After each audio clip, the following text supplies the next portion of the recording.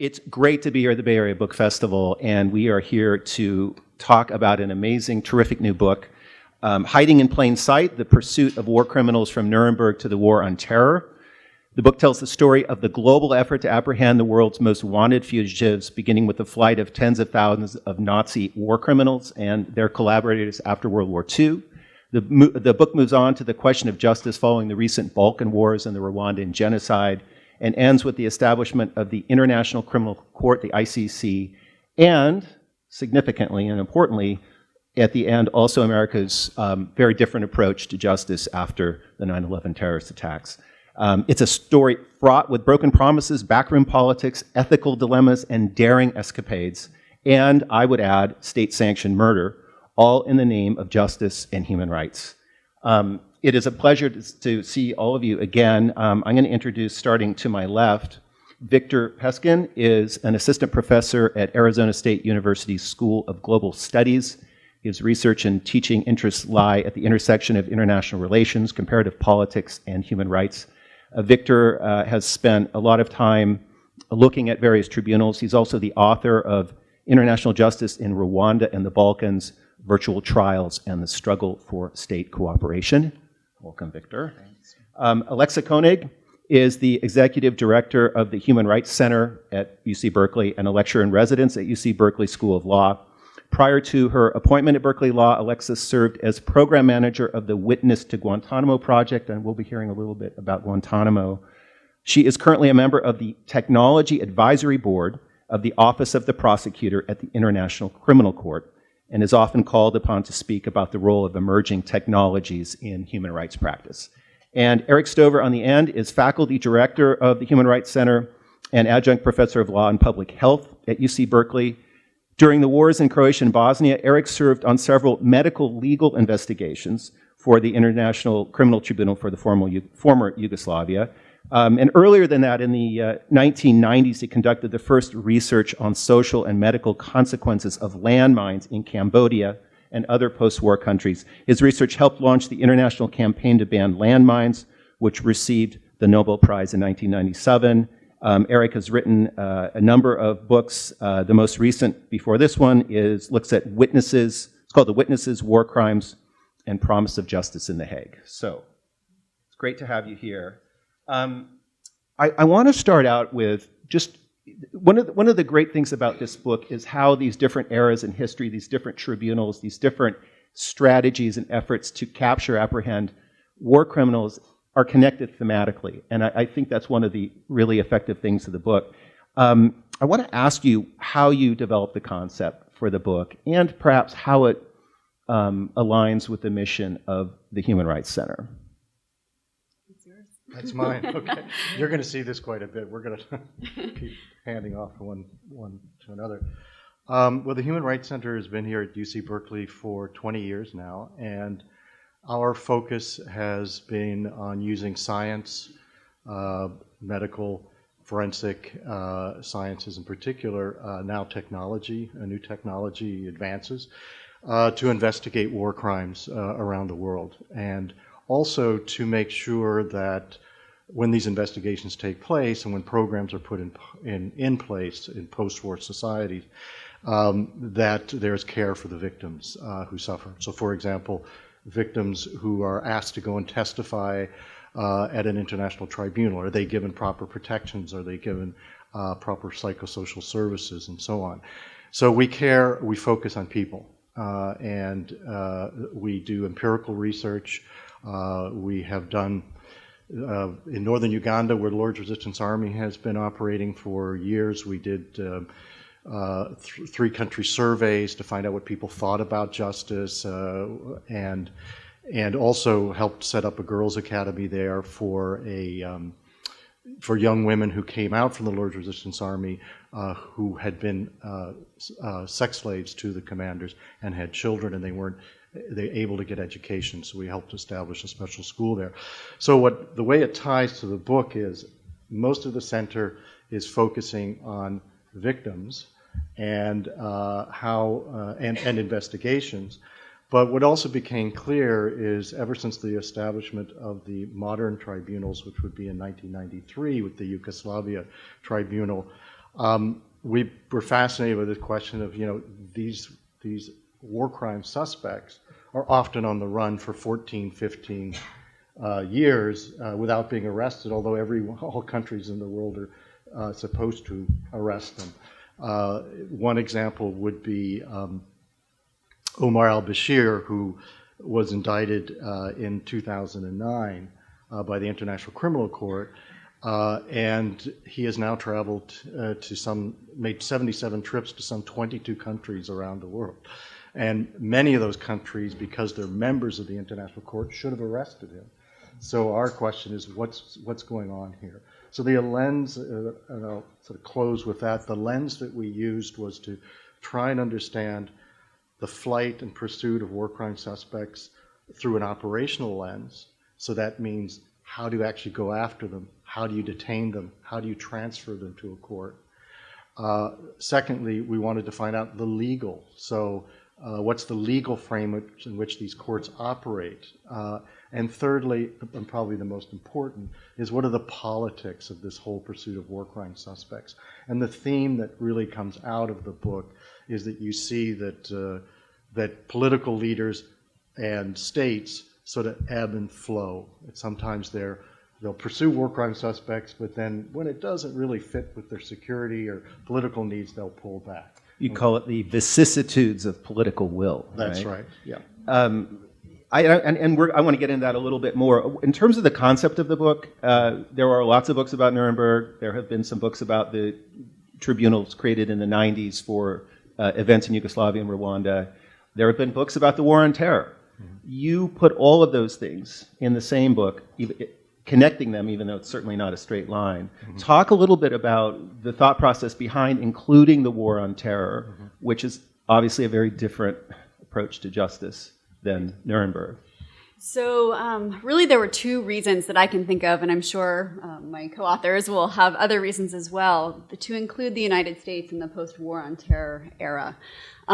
First, the role of the United States in enabling so many of these high-level war crimes perpetrators to go free was a common theme that kept recurring. So as we were investigating these stories all the way from World War II through the tribunals, we noticed that the United States was really at the heart of many of those stories. And that was not a tale that's really been told. So the tying together of all of these stories with that common connecting theme was something we thought was important to tease out. The other thing that I think is really important is that in the post-9/11 era, you have, of course, the tragedy that happened with the attack on the World Trade Center, Pentagon, etc. It was the first time in a very long time that the United States has itself experienced that kind of exogenous shock, where it has felt itself that vulnerable. And it was fascinating to watch the shift in policy and the shift in law that started to happen really rapidly in those immediate days afterwards. So one of the things we begin to describe in that last third of the book is how from World War II on, you see the United States helping to build this brand new infrastructure of international criminal law and really pushing this idea that courts are a mechanism by which you can get accountability in the aftermath of conflict. Well, after this date on 9/11, you begin to see a split in the road, where you see the International Criminal Court. It's just come into creation and taking up its practice in 2002. So right after 9/11 has happened. And at the same time, you immediately see a drawing away of the United States government from supporting the International Criminal Court. It had been actively engaged in helping to build the body of laws that established the court in the first place. But suddenly you see everything from the United States entering into agreements with countries to try and get them to sign pieces of paper that said, we will never send a U.S. citizen to the International Criminal Court, and really saying, we won't give you economic support or other political support unless you sign these pieces of paper. So you really see a drawing away. And we talk about how this legal path continues and this fight for International Criminal Court becomes stronger and stronger, but it's in direct tension with what you begin to see happening underground with the United States. I think the inclusion of the War on Terror section kind of completes the story about the pursuit of fugitives. If we only examined the contemporary war crimes tribunals, a lot of the focus would be on the lack of international will to secure arrests of war crimes fugitives. And if you look at the story of the Balkans, a war crimes tribunal, you see the story of the kind of initial failure of will. Moving to the pursuit of terrorists today, the key problem is the kind of overzealous pursuit of suspects outside of a rule of law paradigms and frameworks. So we want to also caution about the failure of a lack of a political will to get arrest, first, and second, the problems with overzealous pursuits which undermine concepts of justice and human rights.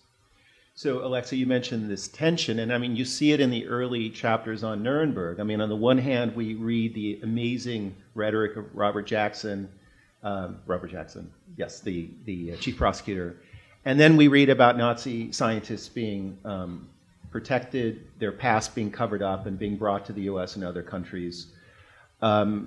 And I was thinking about that in terms of a theme that's developed later, the sort of justice versus security argument, that if you pursue certain war criminals, it's going to destabilize certain countries.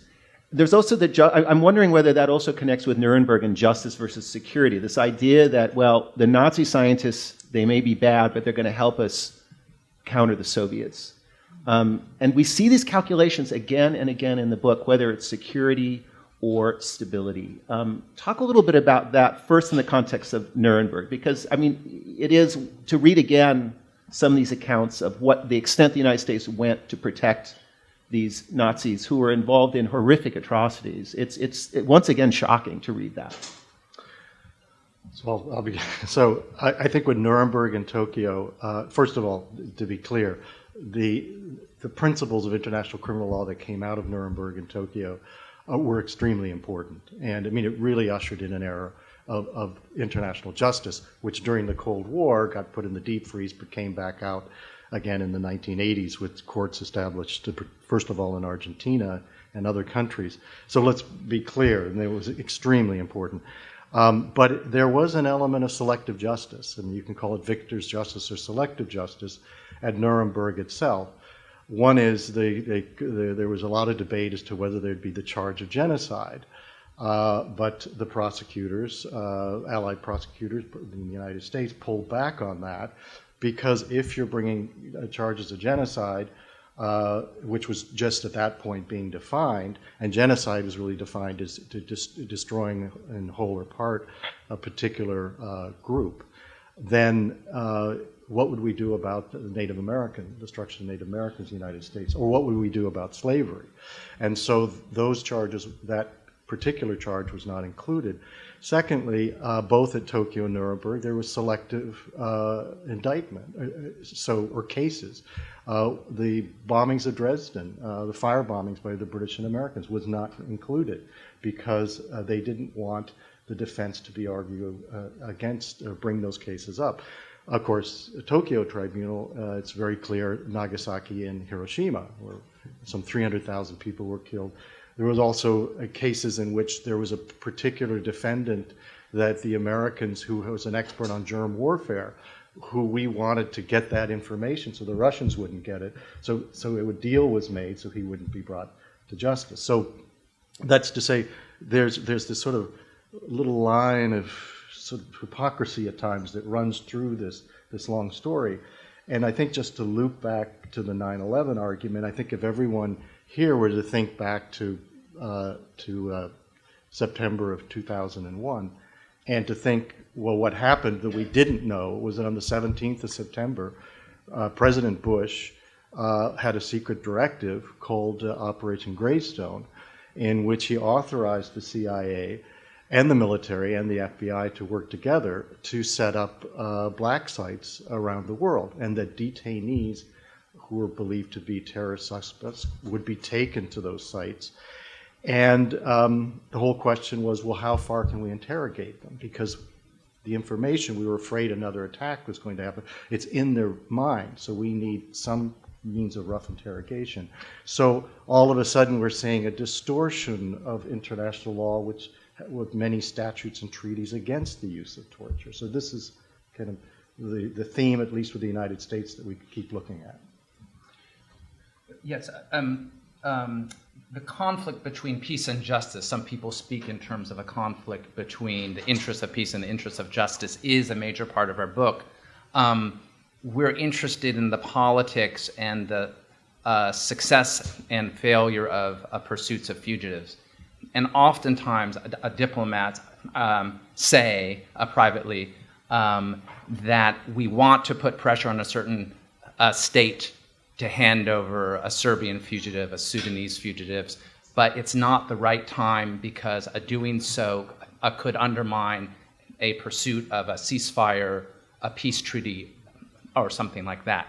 So the peace kind of argument is a very a powerful argument sometimes. It talks about the importance of compromising the pursuit of justice, delaying it in order to stop that kind of a situation on the ground, improving it on the ground. And so in certain situations, empirically, that might be correct, right? And so the spirit of our book is to investigate the debate over the conditions under which pursuing indictments and arrests might foster peace on the one hand or undermine it. And so in certain situations, in the short term, it may make the quest for a ceasefire trying, except for in the long term, usually, probably pursuing justice helps peace. Yeah, in fact, in the book, there's a very good example. You run through the situation in Uganda with Joseph Kony and the concerns of groups in Uganda about the efforts to capture him, and it might destabilize peace negotiations. But ultimately, it doesn't play out that way. I want to go back. So Nuremberg sort of goes into the deep freeze in terms of this approach with the Cold War. The Cold War is winding down. We're in the early 1990s. Yugoslavia is falling apart. There's terrible atrocities. I was actually a young reporter covering some of that. And this new tribunal gets created, but it doesn't have the same powers as Nuremberg had because, Western armies were not occupying former Yugoslavia. In fact, the war is still going on with a pretty weak UN peacekeeping force there. So talk a little bit about this approach to this new tribunal, which is not trying to be victor's justice. It's trying to, hold everyone responsible in a pretty complicated civil war. Yeah. So we go back to late 1995 and the signing of the Dayton Peace Accord. So the political leaders of Bosnia and Serbia come together, and it's decided there'll be a peace accord. And in January, we send in S4 troops, NATO troops, and American troops. So there were some 80,000, 60,000 troops who flood into Bosnia. To sort of give an idea of the scene at the time, at that point, I was working with forensic scientists to do the exhumations of mass graves throughout the country. We were doing this on behalf of the Yugoslavia Tribunal, and we were investigating the Srebrenica massacre of some 8,000 Muslim men and boys. And it was a pretty extensive investigation, and we needed protection for our forensic teams. These were forensic scientists coming in from all over the world. And it was a dangerous situation. And we went to NATO and we asked, could we have American or British or French troops to guard us? And nobody wanted to do it because they were fearful of mission creep. And the reason for that is really on the part of the United States was that 3 years earlier we had the Black Hawk Down incident in Mogadishu, and there was a real sort of reserve against getting troops engaged in making these arrests or for protecting mass graves. Eventually that changed. But the interesting thing was, at that time, the checkpoints that were set up by NATO troops, Radovan Karadzic and Ratko Mladic, the two top Bosnian Serb leaders just passed through these checkpoints, and everybody, they turned their backs and let them go through. That eventually changed on the part, and this is a kind of second theme, the ebb and flow, and the second theme of the book is the role of individuals. And we really credit Louise Arbour, who is the chief prosecutor at the Yugoslavia Tribunal. She's a Canadian judge. And she decided, wait a minute, we're not going to issue public indictments, of which there were many had been issued. We're going to issue sealed indictments. And NATO liked this, because what NATO really feared was the fact if you have a suspect who knows he has or she has been indicted, they have bodyguards and they have their own paramilitary, that there could be a shootout. It could be a rough encounter, and you don't want your soldiers in that situation. So by a sealed indictment means the court has indicted this person, but you don't make it public.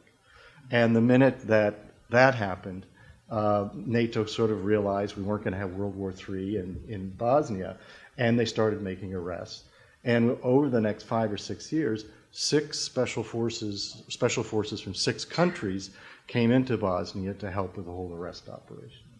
And just to add, a reminder that Srebrenica was a UN-protected safe zone with UN peacekeepers, Dutch peacekeepers present when the Bosnian Serb army took control, and that led to the slaughter of these young men and boys. And that added another wrinkle in terms of UN accountability in some of these situations.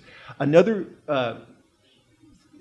thing you talk about, obviously these tribunals are created to prosecute the senior-most people responsible for these crimes, political leaders, military leaders.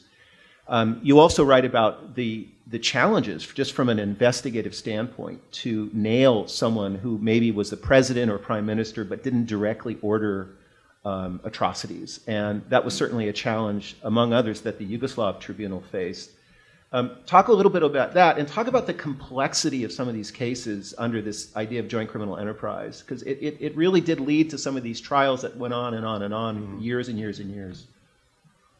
So, as you mentioned, one of the hardest things about these cases is the mandate of these courts is to go after the highest level perpetrators for the most grave crimes that have been committed. So oftentimes what you have in these periods of conflict is, of course, you have low-level soldiers or civilians, whomever, combatants, actually committing the rapes and the murders on the ground. But the only people that these tribunals are really mandated to go after are the high level, the presidents, the commanders, the generals. And so they have to slowly piece together the chain of relationship between the lowest level people and those top individuals. That really suggests that there's a role to play, there's a temporal element to these cases. I was actually recently talking to a prosecutor at the International Criminal Court, and he had also been a prosecutor at the Yugoslavia court. And he said, we were talking about Karadzic, who was the president of the Serb Republic, and Karadzic was just convicted this past March for the crimes that were committed under his rule or his command. And a lot of people were really criticizing how long it had taken to actually get him convicted of something. And one of the things he said is, actually, I think it's a really good thing. Because in that duration, we were able to convict kind of mid-level people, to slowly build a body of evidence that would not only get those mid-level people, but eventually get us all the way to the top. And that takes time.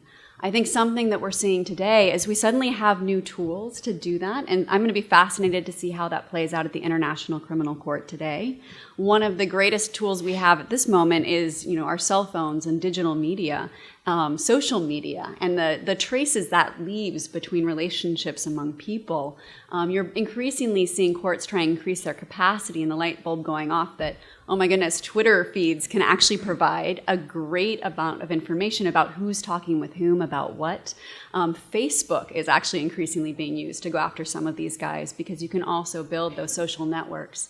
In the Yugoslavia and some of the earlier tribunals, you see the mapping out of social networks on paper and the painstaking process of, with each new lead, fleshing out that map in greater detail.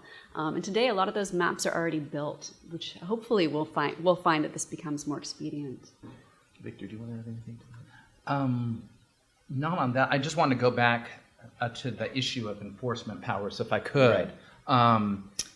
The contemporary tribunals, the Yugoslavia Tribunal, Rwanda Tribunal, ICC, International Criminal Court, have a kind of key Achilles heel: no enforcement powers under their own control, right? So the central problem today for international tribunals is having to go hat in hand to international organizations, international peacekeepers and states, and ask to make arrests. And so a story of a NATO turned into a successful story over time in terms of arrests of a lot of people in Bosnia. But the International Criminal Court today faces the quandary of how do you get the leader of Sudan to arrest fugitives, including himself, right? So it's this quandary about how do you do it. So if we go back to the analogy of NATO, there is not an international peacekeeping force inside Sudan with authority to make arrests inside the capital of Khartoum. And so it's extremely difficult challenge. And on the face of it, it would suggest that today's international tribunals are completely at the mercy of states and should fail, in fact. And what we see and talk about is that, remarkably, the first two UN tribunals succeeded in terms of persuading states to make arrests for the Rwandan genocide and the conflicts in Bosnia, Croatia, and Kosovo. And the question becomes, can that overtime success for these two UN tribunals be replicated at the International Criminal Court? And we see some success.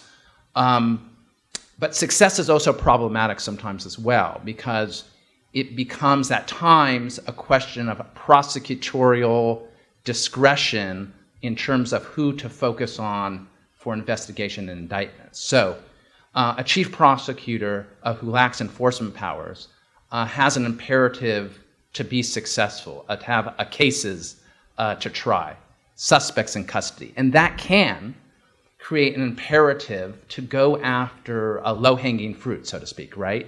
To go after suspects who are not in power in a certain state, right? And to create an alliance to certain states to help the court to go after enemies who reside in a particular state. So if we look at the International Criminal Court context, some people charge that the court has played politics by currying favor to key African states to gain the cooperation of states in order to prosecute enemies of the states who are rebels. So in fact, in the context of International Criminal Court, the chief prosecutors have opened up 8 country investigations in Uganda, in Congo, in Central African Republic, and so forth. And in 6 of the 8 countries, incidentally, the chief prosecutor has only focused on rebels or deposed forces. And that creates an incentive, perhaps, to not go after state suspects in order to sustain an alliance of cooperation, right? The suspects who are targeted are implicated in grave atrocities, important cases to go after. But it puts out the question of prosecutorial deal-making in order to sustain successful cases.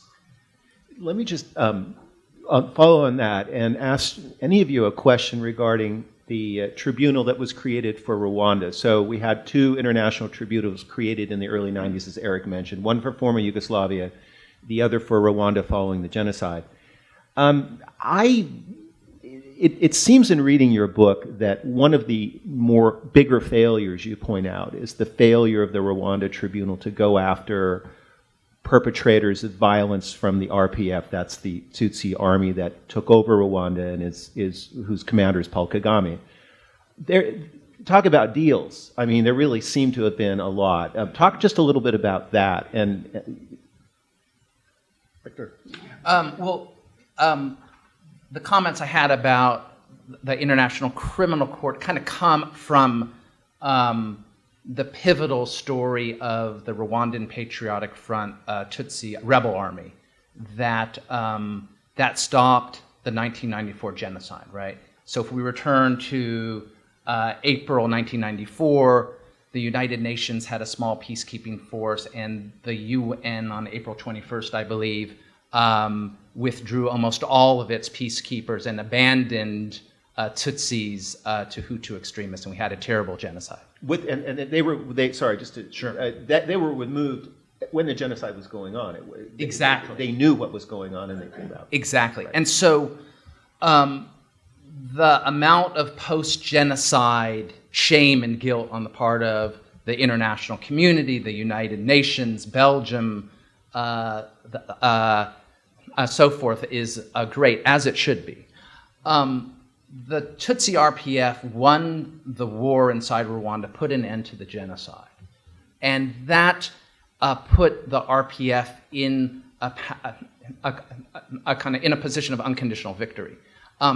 When the UN Rwanda Tribunal sets up shop in early 1995 in Arusha, Tanzania, it needs the cooperation of the Kagame government to conduct investigations into the genocide. And the Kagame government actually had a seat on the UN Security Council at the time and voted against the creation of the tribunal, but actually sought a successful tribunal, right? Because the tribunal was created mostly to prosecute genocide suspects. But, a big but here, the tribunal also had a mandate to go beyond victor's justice, as we spoke before, to prosecute serious allegations of crimes on both sides. The RPF was implicated in the murder of 25,000 to 30,000 Hutu civilians in 1994, a big number that paled in comparison to the approximately 800,000 people that were killed during the genocide on the part of Hutu extremists, right?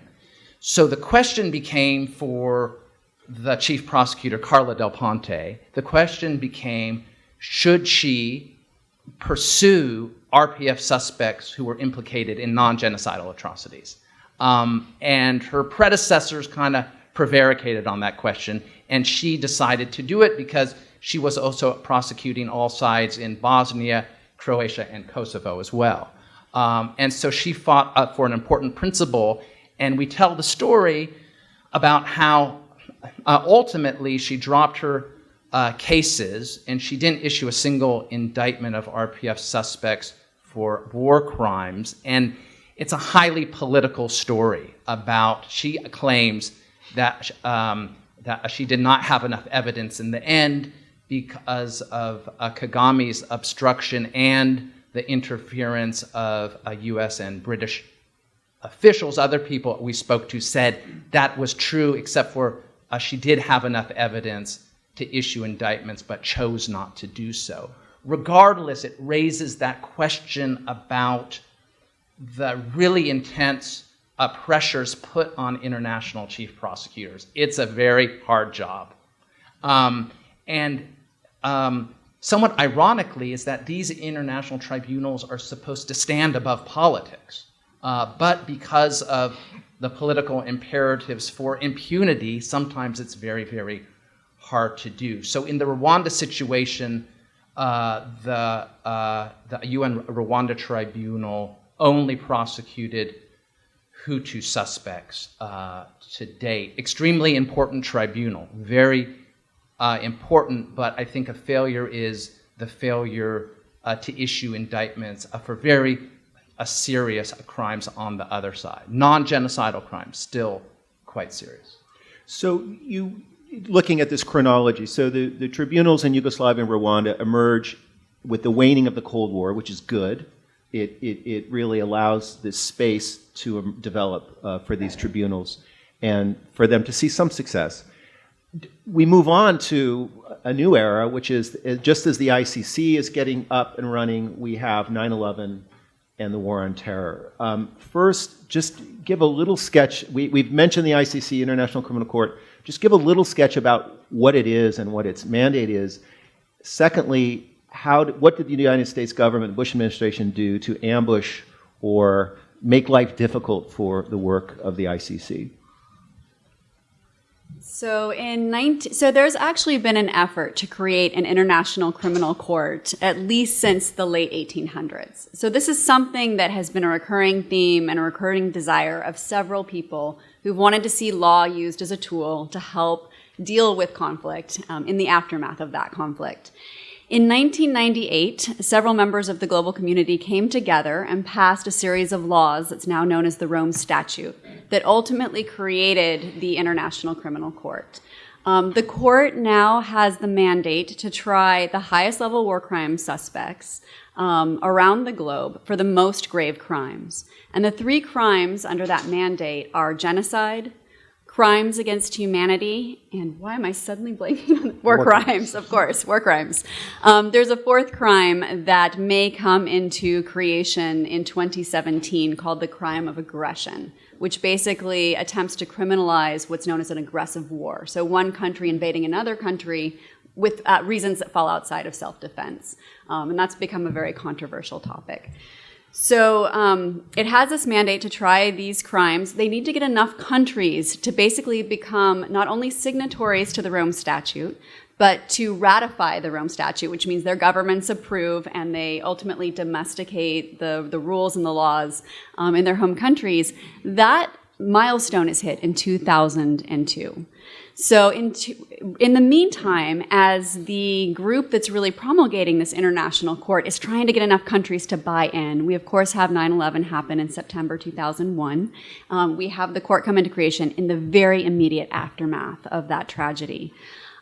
What immediately became of concern to the United States is, as many of you have probably heard and know, there was this proclamation by the Bush administration that to fight this new kind of horror, this terrorism, the gloves would come off.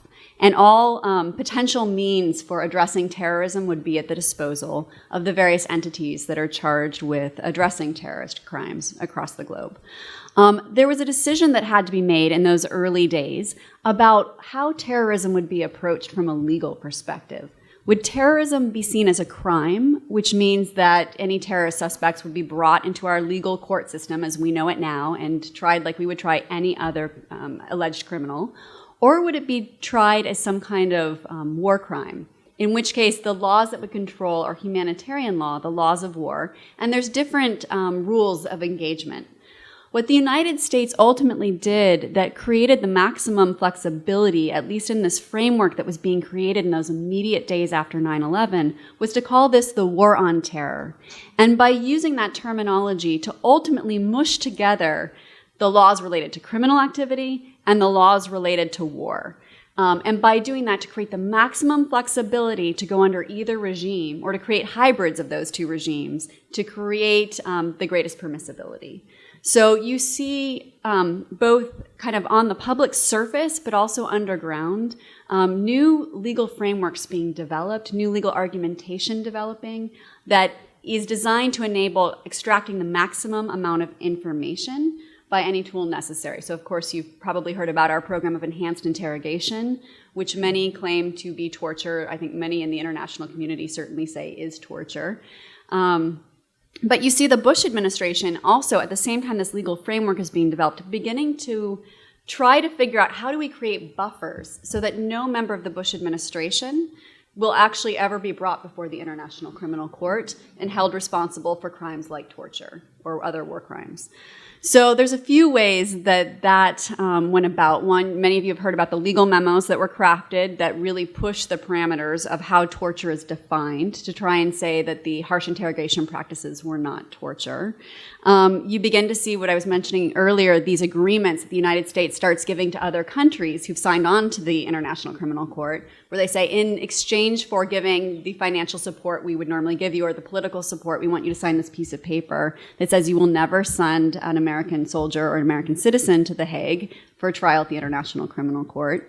You also see the passage of a new series of laws, one being the American Service Members Protection Act, that ultimately claims that the United States has the authority, if any American citizen is ever taken to The Hague for a trial at the International Criminal Court, we reserve the right to invade The Hague and physically extract the prisoner. The Invasion of Hague Act. The invasion of that, they invade the Hague Act, exactly, and actually extract them using military means. So you begin to see this whole infrastructure being built. There's a saying among lawyers that bad cases make for bad law, and the thing that really concerns me the most for the future are the very bad laws that were put in place, and even when they've been pulled back a bit, sort of the shadow that they've left around what's permissible, which is now a much broader circumference than we ever saw before 9/11. You write about international efforts to go after the so-called Bush Six. And that did get some coverage, but I had forgotten some of these cases that were filed in Europe and Germany. Talk a little bit about who were the Bush Six, if we can remember, and what were some of these efforts to bring them to some kind of justice? Let's see if I can.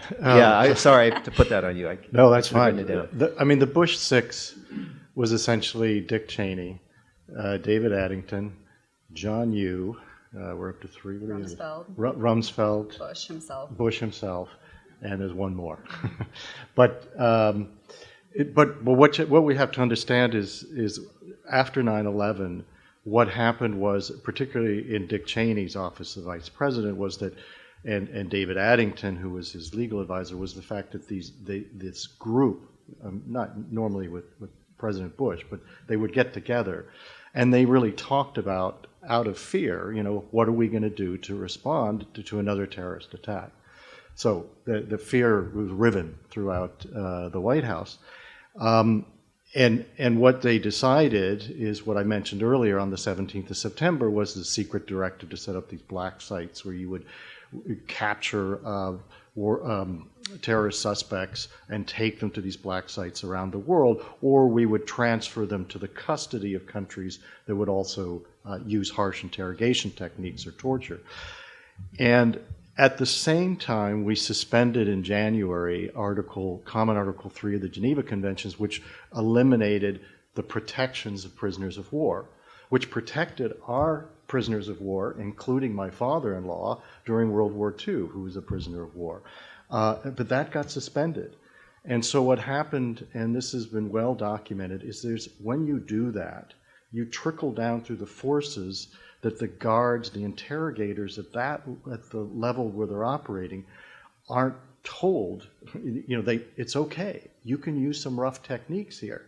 And we saw this happen at Bagram and Kandahar in Afghanistan, where the interrogators eventually come out later and say, yeah, we did really terrible things. We chained people up, and detainees died, and we kicked them, we beat them.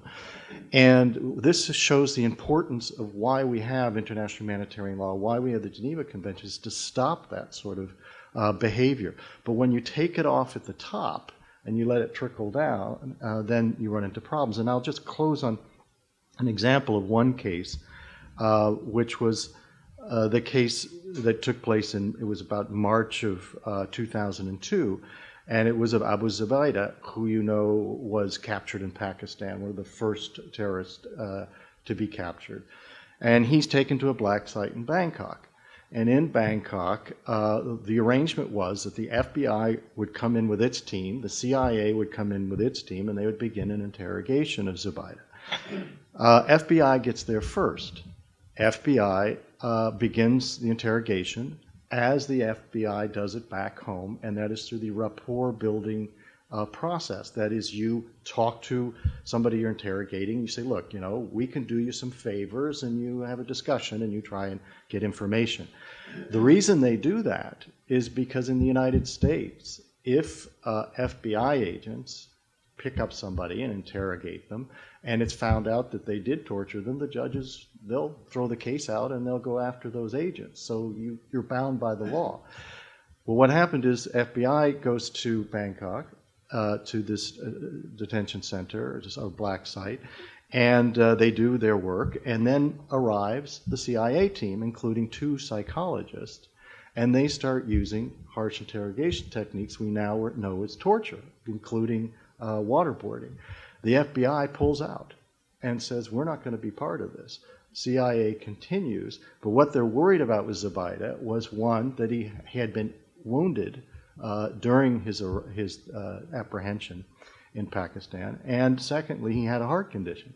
So the agents at the black site send a cable to Alex Station, which is the CIA's operating anti-terrorist operating center outside of Washington, D.C. And they say to them, look, we're worried about this because this guy has a heart condition. He's in bad physical shape. And if we continue these techniques, we don't know what could happen, number one. And number two is, all right, let's say we eventually bring him back to the United States or to Guantanamo or so on.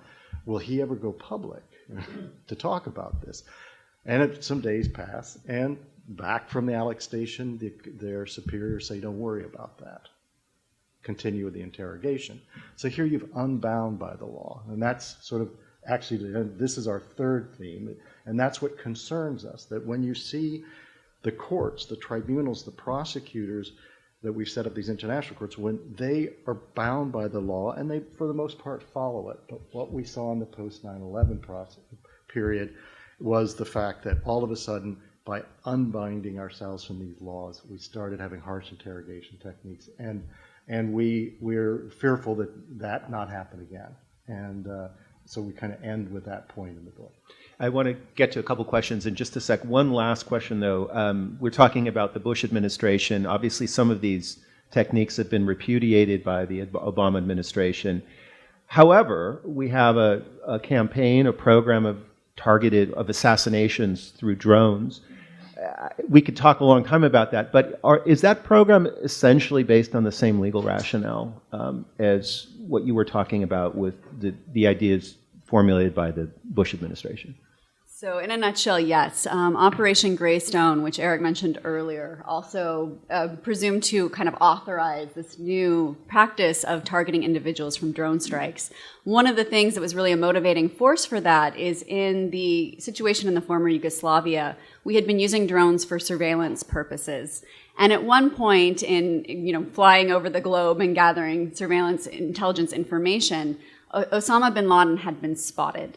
And so after 9/11, there was a lot of talk, if only we had armed a drone then and taken him out, we might have prevented 9/11.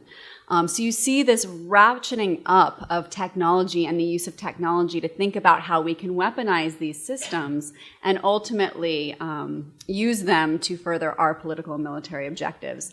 The Iraq War that started in 2003 was considered the first technology war. We started with 0 robots on the ground. By the end of that war, we had thousands of robots scuttling around Iraq. Drones was another big technological advancement that was brought into this process. And you see this really taking off under the Obama administration. And I think there's a couple reasons for that. Of course, when Obama was first elected, part of one of his first promises was, we're going to close Guantanamo and all of these black sites, and we're going to try and fix this problem of indefinite detention, which the United Nations has declared is itself a form of torture. The problem from a policy perspective is that if you look historically, how do you actually stop the behavior of individuals that you see as a threat to the security well-being of a country? Well, typically, 2 of the mechanisms have been either grab the person and detain them until you have the evidence to maybe try them in a court of law, but get them off the battlefield, or it has been to kill them and eliminate them as a threat that way. So one of the things you see is that as the number of detainees in custody goes down, I don't think it's any coincidence that you see the number of targeted drone strikes go up. It's seen as far more politically palatable at that point, in part because of the narrative that few American lives will be lost.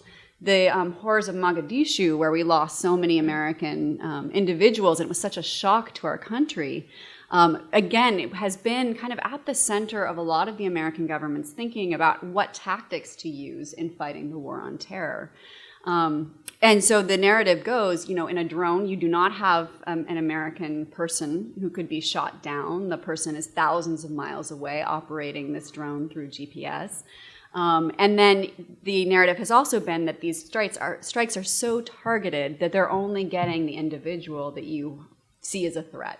Unfortunately, we now know through some really interesting investigative reporting that the numbers of civilians who've been killed are actually quite high. And from a legal perspective, that our standards around who we target for assassination which starting in 1978 was illegal under United States law. That got softened in 1998 under Clinton, actually. He made an exception for terrorists. We see this growing understanding that the ramifications are actually quite large. We have a few minutes for questions. I just want to go back a little bit with Rwanda. I was a young man, and I'd always wondered why in the world is our administration not doing anything? It's almost like they didn't care. Tied in with the idea of genocide, and I want to bring it back to today's problem with in Iraq with the Yazidis and the Coptic Christians being genocide. It seems people have a hard time talking about genocide or using that word, but people have actually gone and investigated and said, yes, this is genocide. And then I think the vice president said, this is genocide, but then I get the impression that the government's saying, well, we really don't have to act upon that. I was just wondering what and any of you could answer. It seems like we're repeating, in some senses, what has happened in the past, and I thought after Rwanda, I heard that, Clinton regretted not doing anything. So how many times will we say never again? Sure. I mean, it's a great point. I think that a potential turning point occurred with Colin Powell, former Secretary of State, in 2004 with Darfur, when he declared the killings of 300,000 people tied to Omar al-Bashir genocide in 2004, a decade after Rwanda, and a lot of hope that the U.S. would take a concerted action, and that did not happen. So in Rwanda, we see the avoidance of calling something genocide. In Darfur, we have apparent progress in naming something genocide, but not acting strong enough. With ISIS in Iraq and Syria calling it genocide, taking some armed action, and so it speaks to our ambivalence about confronting genocide. And somebody said to me recently at a conference that in terms of the selectiveness of calling certain things genocide. So in terms of calling out ISIS for genocide, but the U.S. government won't acknowledge that the Turks were involved in a genocide 100 years ago. So the selectivity of it is a continuing quandary and problem. Is there an opportunity for the ICC, and I may have missed the headline on that, to investigate, go after ISIS for the atrocities against Yazidis, the group? Yes. Well, yes, there is. There's three ways a case gets to the International Criminal Court. One is a state party, which is a member, a signatory to the Rome Statute of the court. The United States, Russia, India, China are not members of the court. So they can refer a case. The second way is what's called proprio mutuo, which is the prosecutor herself can initiate investigation. The third is the Security Council can refer a case. If the Security Council were to refer the situation in Syria, for example, or the situation in Iraq to the International Criminal Court, they could then take up and begin an investigation. And that may be going on. We don't know. But certainly the evidence of what happened with the Yazidis in Iraq and the fact that we've now declared that to have been a genocide, we may see something happening soon. The gentleman up there. I've got a two-part question. I mean, the evolution of the commitment to international justice seems to me to be a result of the public having more access to information.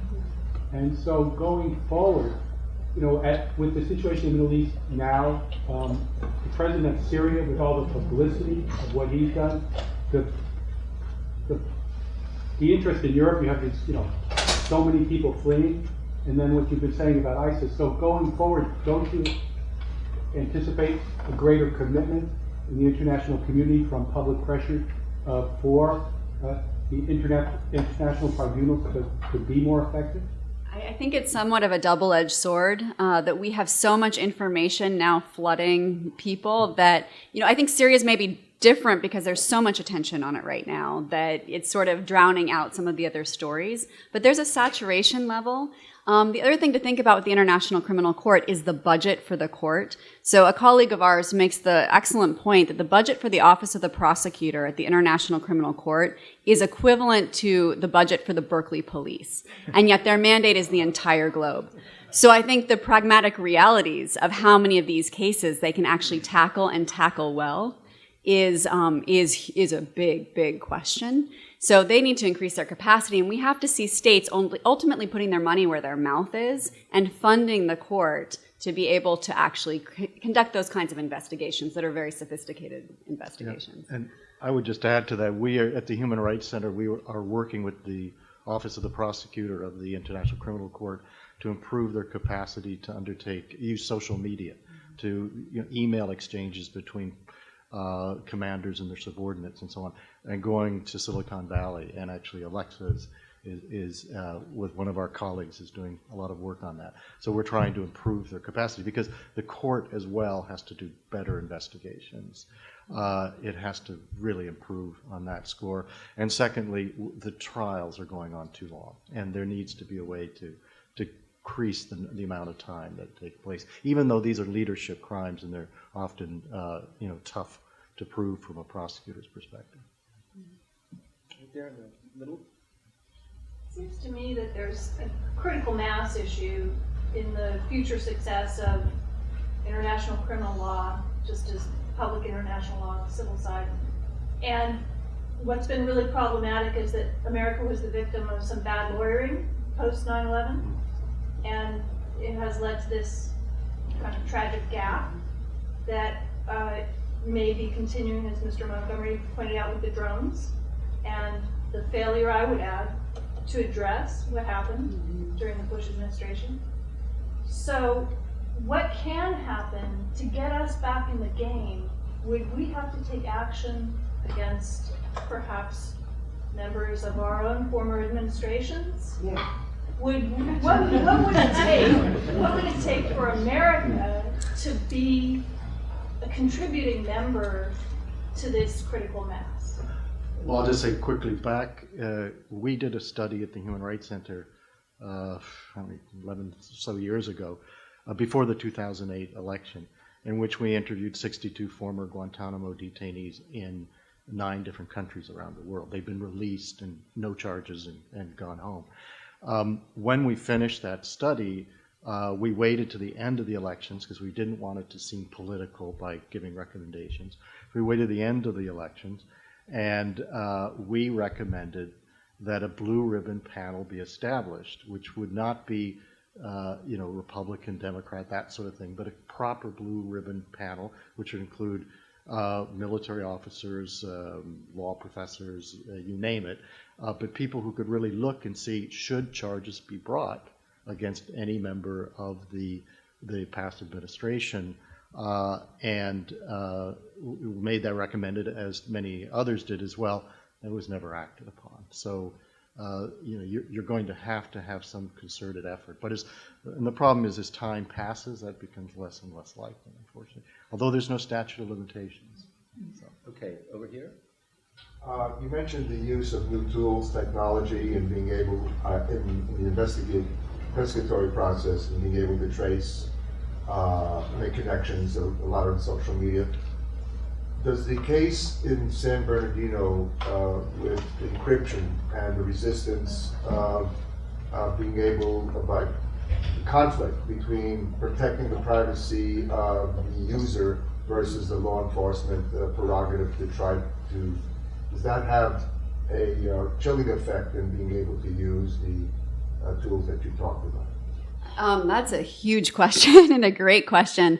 I think one of the things that we're most concerned about is security. So it's a double-edged sword, right? Because obviously individuals who are committing horrendous crimes are using technology and high levels of sophisticated encryption to hide those crimes. At the same time, you have a lot of nonprofits around the world, civil rights advocates, human rights advocates, who are using those same tools and whose lives may be endangered if governments can get access to the information on their phones.